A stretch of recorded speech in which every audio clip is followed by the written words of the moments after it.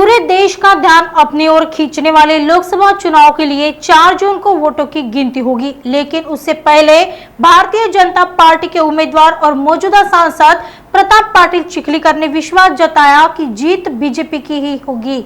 चिखलीकर ने कहा कि प्रधानमंत्री नरेंद्र मोदी के 10 साल के काम और 5 साल के मेरे काम के माध्यम से लोगों तक पहुंचाने का मौका मिला, इसलिए हमारी जीत निश्चित है। मला आत्मविश्वास आहे की मी जिंकेल।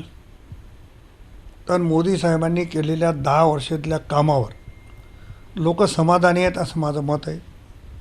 5 वर्षात मला जी काही सेवा करता आली त्याबद्दल लोक समाधानी असावेत असं माझं मत आहे। त्याच्यामुळे विजय भारतीय जनता पक्षाचा निश्चित आहे। असं आहे की निवडणुकीमध्ये जो उभा राहतो त्या प्रत्येकाला वाटणं स्वाभाविक आहे आणि त्याच्यामध्ये गैर काही नाही आहे, परंतु मागच्या निवडणुकीत लोक असंच म्हणत होते। त्याच्यामुळे मला जो आत्मविश्वास आहे की भाजप जिंकणार आहे त्याच्यात शंका नाही।